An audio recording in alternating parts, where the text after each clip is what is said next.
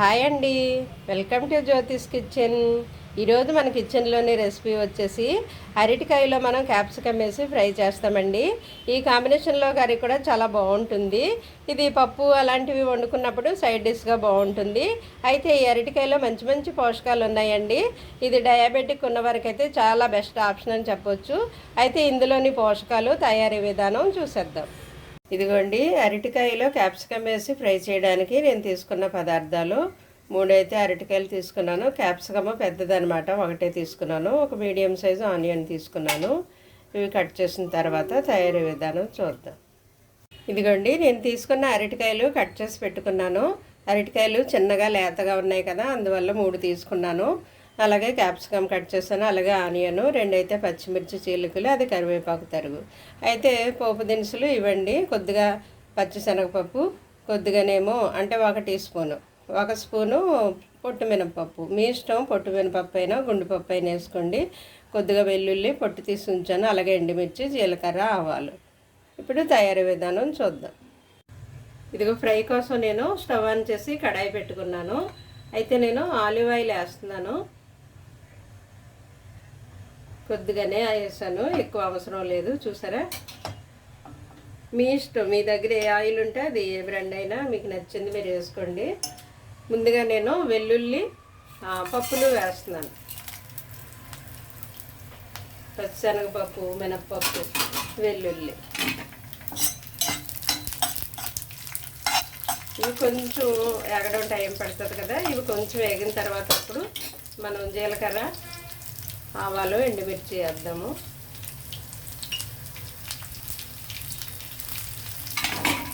చూసుకోండి, పోపులు మాడిపోకూడదు. మాడిపోతే మనం కూర ఎంత బాగా వండినా టేస్ట్ బాగోదు కదా, మాడి వాసన వస్తుంది. ఏగిపోయాయి. ఈ టైంలో మనం ఉల్లిపాయలు వేసేద్దాం.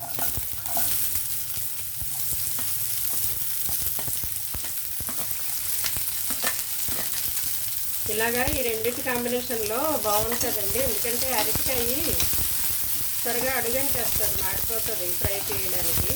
అయితే క్యాప్సికంలో తడి ఉంటుంది కదా, దానివల్ల మనము ఇదివరకు పొటాటో క్యాప్సికమ్ ఫ్రై చేసాం కదా, అలా ఉంటుంది అనమాట. అయితే పొటాటో టేస్ట్ వేరు, అది అందరూ ఇష్టపడతారు, పిల్లలు పెద్దలు. కానీ అరటికాయ కూడా ఇలా చేస్తే బాగుంటుంది. కొంచెం వేగితే చాలండి.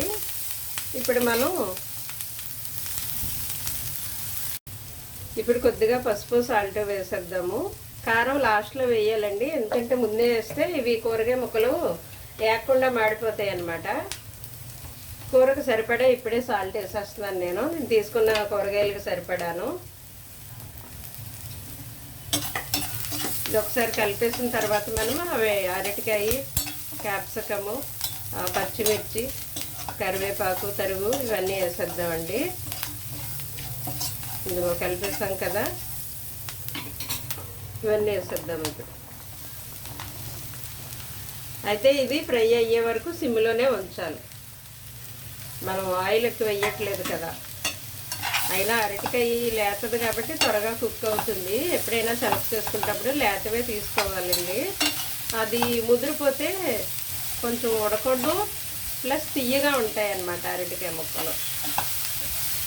తీపిదనం వచ్చేస్తుంది ముదిరితే కనుక, లోపల రంగు వచ్చేసి. అందుకు మనం కొనేటప్పుడే లేతవి సెలెక్ట్ చేసుకోవాలి. ఇదంతా ఇలా కలిపేసి సిమ్లో పెట్టి మూత పెడదామండి. అలా మధ్య మధ్యలో మూత తీస్తూ కలుపుతూ ఉండాలి. ఇంకా అవి కుక్ అయిపోయాయి అనుకున్నప్పుడు దించే ముందు మనం కారము, కొద్దిగా జీరా ధనియా పౌడరు వేస్తాం. అప్పుడు బాగుంటుంది. దీనికి మరి పొడి పొడిగా ఉంటుంది కాబట్టి పక్కన పప్పుచారు, చారు పెట్టుకుంటే బాగుంటుందండి. ఇలా కలిపిన తర్వాత మనం లిడ్ పెట్టేసి సిమ్లో అలా మగ్గనిద్దాము.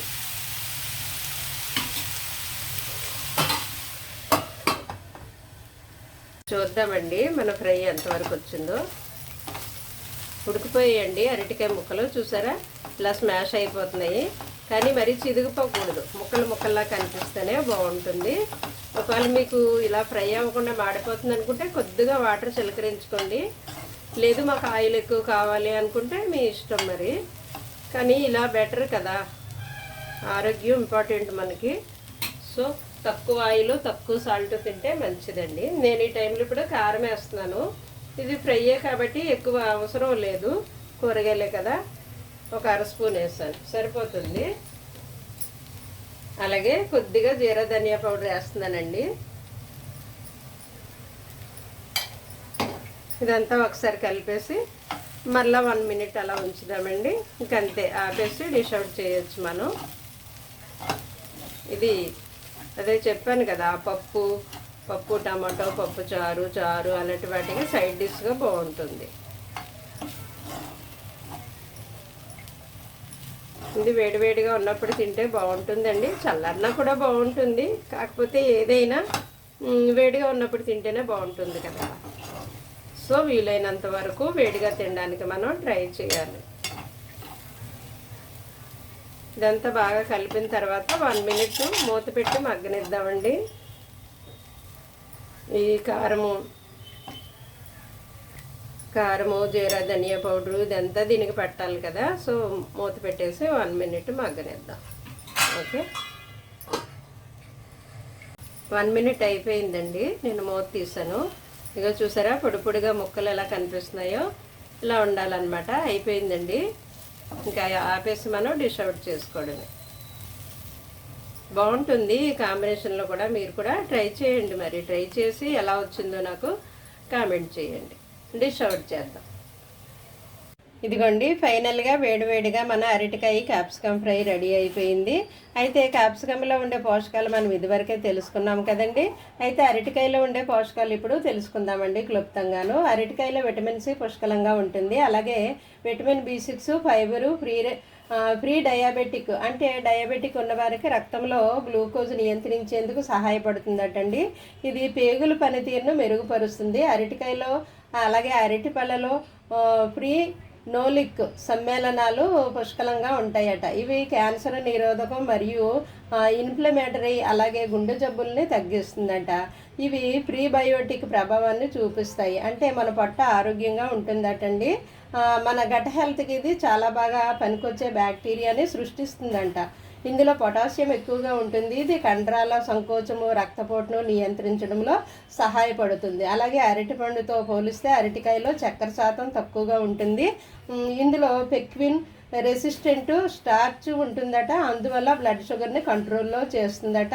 అలాగే యాంటీ ఆక్సిడెంట్లు ఎక్కువగా ఉంటాయట. ఇది మన శరీరాన్ని ఫ్రీ రాడికల్స్ నుండి రక్షిస్తుంది. ఇందులో విటమిన్ సి అలాగే బీటా కెరోటిన్ వంటి అనేక ఇతర ఫైటో న్యూట్రియంట్ కలిగి ఉంటాయటండి. సో అరటికాయలు కూడా మన ఆరోగ్యానికి చాలా చాలా మంచిదండి. నేను ఇంకా క్లుప్తంగానే చెప్తున్నాను.